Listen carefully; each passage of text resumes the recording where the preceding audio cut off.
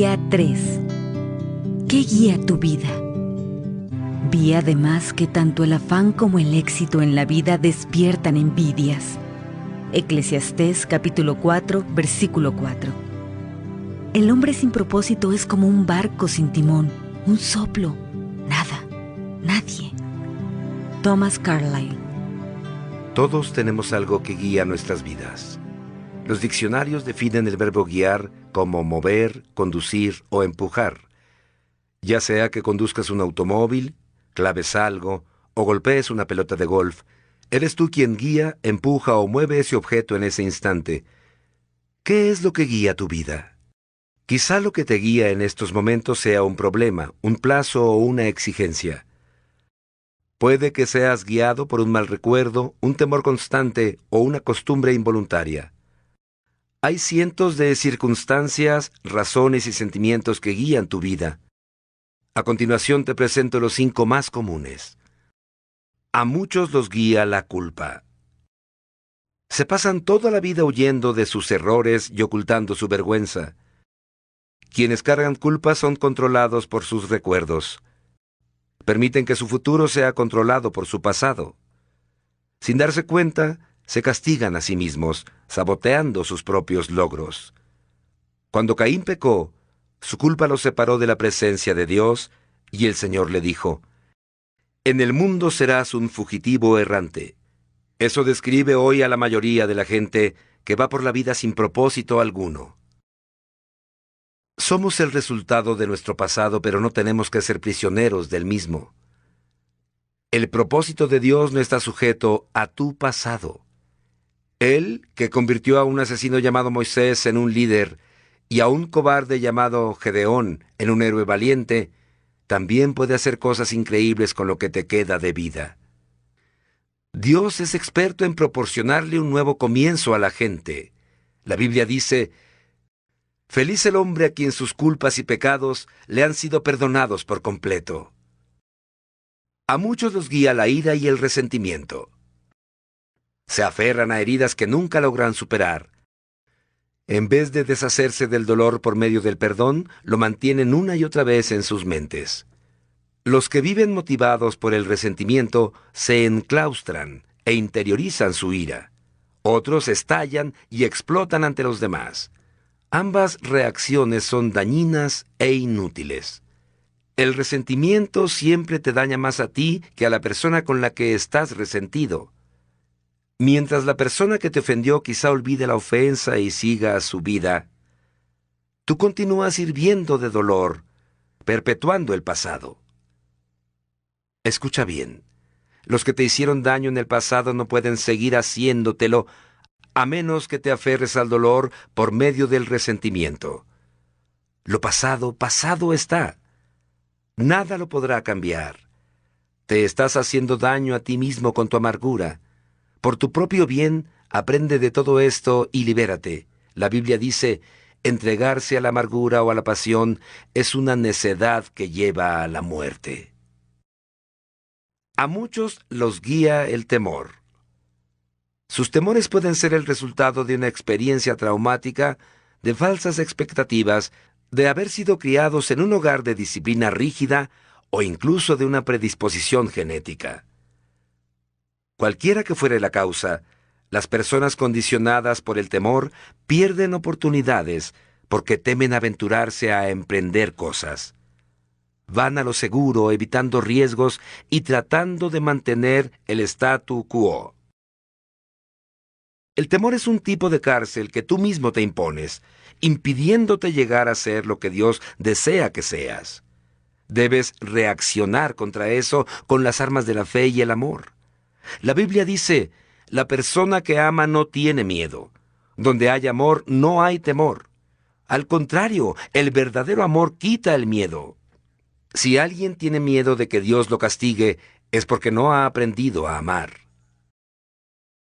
A muchos los guía el materialismo. El deseo de adquirir se convierte en la meta principal de sus vidas.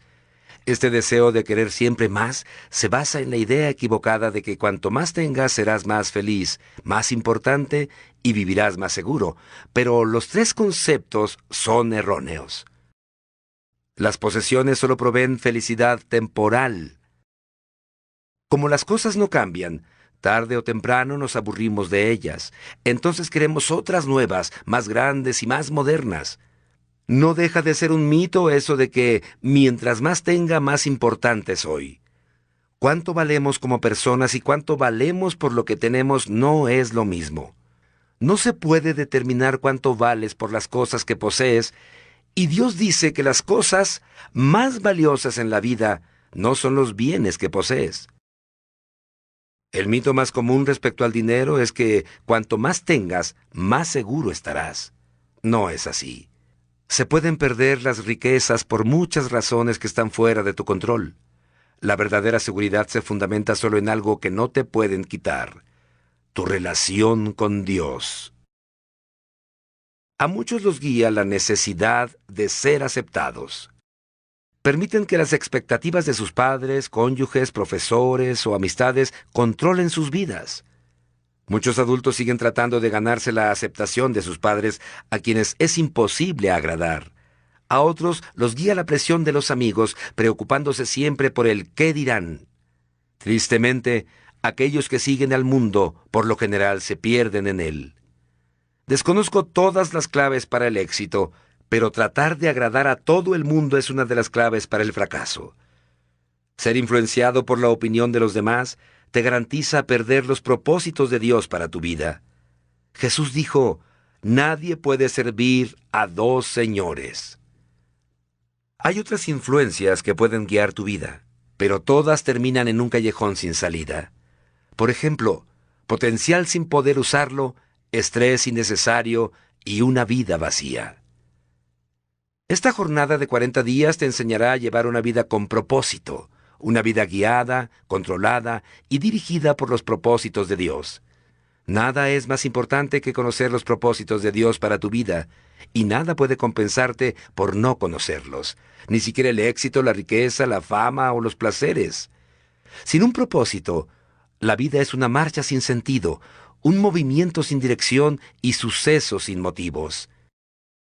La vida sin propósito es trivial, insignificante e inútil. Beneficios de una vida con propósito. Hay 5 grandes beneficios de vivir una vida con propósito.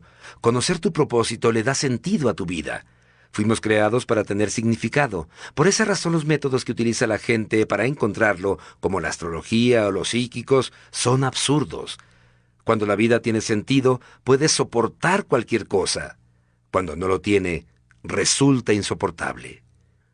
Un joven de 20 y tantos años escribió: siento que soy un fracaso porque intento llegar a ser algo, pero no sé qué es. Solo he aprendido a vivir resolviendo con lo necesario. Algún día, si descubro mi propósito, me sentiré como si comenzara a vivir. Sin Dios, la vida no tiene propósito, y sin propósito, la vida no tiene sentido. La vida sin sentido no tiene significado ni esperanza. Muchos que no tenían esperanza lo expresaron así en la Biblia.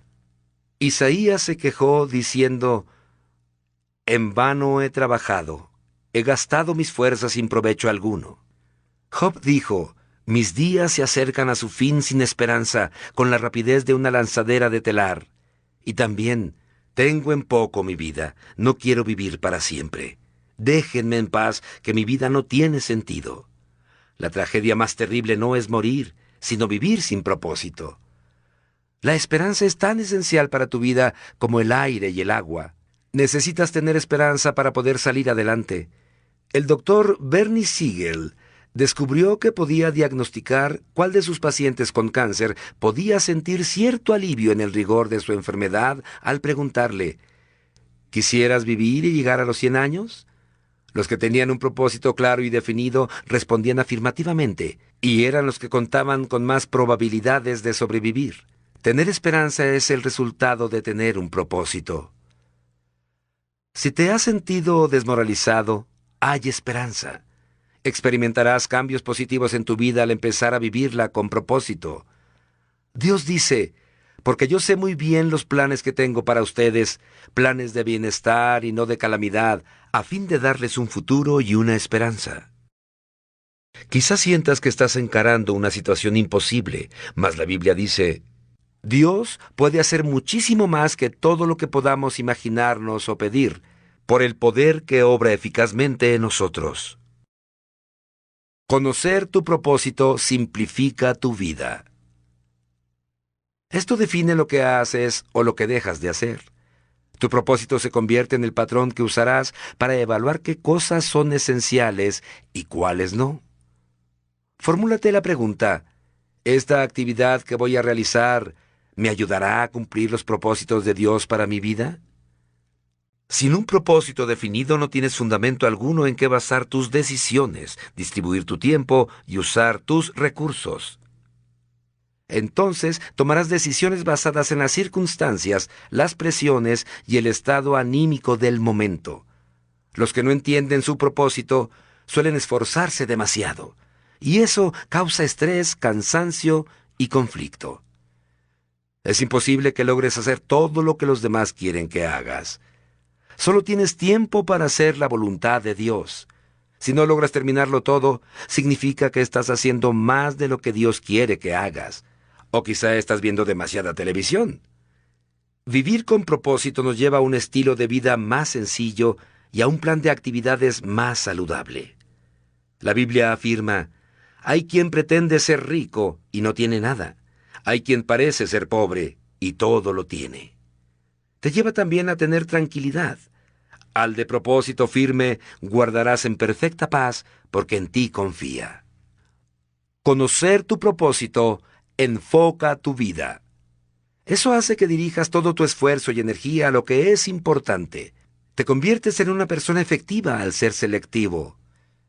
Es natural que las cosas sin importancia nos distraigan. Jugamos a la ruleta rusa con nuestras vidas. Henry David Thoreau observó que la gente vive una vida de desesperación silenciosa. Pero hoy una descripción más exacta sería de distracción sin propósito. Muchas personas se asemejan a los giroscopios que giran con rapidez sin dirigirse a ningún lugar.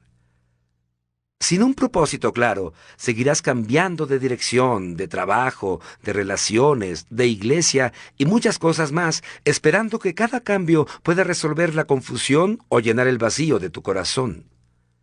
Piensas, esta vez quizás sea diferente, pero eso no resuelve tu verdadero problema, es decir, la carencia de enfoque o propósito. La Biblia dice, no sean insensatos, sino entiendan cuál es la voluntad del Señor. El poder de enfoque puede apreciarse con la luz. Un haz difuso tiene poco poder o impacto, pero puedes enfocarlo mejor concentrando su energía. Los rayos del sol, con la ayuda de una lupa, pueden ser dirigidos para quemar papel u hojarasca. Cuando la luz es enfocada aún más, como en los rayos láser, puede atravesar el acero. No hay nada tan impactante como una vida centrada, vivida con propósito. Los hombres y mujeres que han causado mayor impacto en la historia han sido personas con un enfoque bien definido. Por ejemplo, el apóstol Pablo propagó el cristianismo casi solo por todo el Imperio Romano. Una vida enfocada era su secreto. Él dijo, una cosa hago, olvidando lo que queda atrás y esforzándome por alcanzar lo que está delante. Si deseas que tu vida impacte, enfócala. Ya deja de titubear. No trates de hacerlo todo. Haz menos. Tienes que deshacerte aún de las buenas actividades y concentrarte en hacer lo más importante. Nunca confundas actividad con productividad. Puedes estar ocupado sin propósito alguno. ¿Y de qué sirve? Pablo dijo, aquellos que queremos todo lo que Dios tiene, mantengámonos enfocados en la meta. Conocer tu propósito estimula tu vida. El propósito siempre produce entusiasmo. No hay nada que dé tanto ímpetu como tener un propósito claro. Por otro lado, el entusiasmo se disipa por falta de propósito. El simple hecho de levantarse de la cama se convierte en una tarea ardua. Por lo general, es el trabajo sin propósito, no el excesivo, el que nos acaba, nos deja sin fuerzas y nos roba el gozo. George Bernard Shaw escribió, Esta es la verdadera felicidad de la vida, ser usado para un propósito y poder reconocer su supremacía. Ser una fuerza de la naturaleza en lugar de algo inconstante, un saco de males y lamentos, siempre quejándose de que el mundo no se ha dado a la tarea de hacerlo a uno feliz. Conocer tu propósito te prepara para la eternidad. Muchos se dan a la tarea de emplear toda su vida en crear en la tierra un legado duradero. Quieren que se les recuerde después de muertos. Pero al final, lo más importante no es lo que otros dicen de tu vida, sino lo que Dios diga. Muchos no se dan cuenta de que todos los logros personales son superados tarde o temprano. Las marcas se rompen, la reputación se desvanece y los homenajes se olvidan. La meta de James Dobson en la universidad era llegar a ser campeón de tenis. Se sintió orgulloso cuando pusieron su trofeo en un lugar prominente de la vitrina de exhibición. Años después, alguien se lo envió. Lo habían encontrado en un depósito de basura cuando estaban renovando el edificio universitario. James exclamó: «Cuando pase el tiempo, alguien tirará a la basura todos tus trofeos». Vivir para dejar un legado terrenal es una meta que revela muy poca visión. El uso más sabio de tu tiempo es que edifiques un legado eterno. No fuiste puesto en la tierra para ser recordado, sino a fin de prepararte para la eternidad. Llegará el día en que estarás ante Dios. Él hará un inventario de tu vida, un examen final antes de que entres a la eternidad. La Biblia declara: «Todos tendremos que comparecer ante el tribunal de Dios». Así que cada uno de nosotros tendrá que dar cuentas de sí a Dios. Afortunadamente, Dios desea que todos pasemos este examen. Por eso nos ha dado las preguntas con anterioridad. Al leer la Biblia, podemos imaginar que Dios nos planteará dos preguntas decisivas. Primero, ¿qué hiciste con mi Hijo Jesucristo? Dios no cuestionará tu trasfondo religioso ni tu inclinación doctrinal. Lo único que tendrá relevancia será si aceptaste lo que Cristo hizo por ti y si aprendiste a amarlo y a confiar en Él. Jesús dijo: «Yo soy el camino, la verdad y la vida. Nadie llega al Padre sino por mí». Segundo, ¿qué hiciste con lo que te entregué? ¿Qué hiciste con tu vida, dones, talentos, oportunidades, dinamismo, relaciones y recursos que Dios te dio? ¿Lo gastaste todo en ti mismo o lo usaste a fin de cumplir los propósitos para los que Dios te creó? El objetivo de este libro es prepararte para estas dos preguntas. La primera determinará dónde pasarás la eternidad. La segunda determinará qué harás en ella. Al concluir este libro, estarás listo para responder ambas preguntas. Día 3. Pensando en mi propósito. Punto de reflexión: vivir con un propósito es el camino a la paz. Versículo para recordar: al de propósito firme guardarás en perfecta paz, porque en ti confía. Isaías capítulo 26, versículo 3. Pregunta para considerar: ¿cuál podrían decir mi familia y mis amigos es la fuerza que mueve mi vida? ¿Cuál quiero yo que sea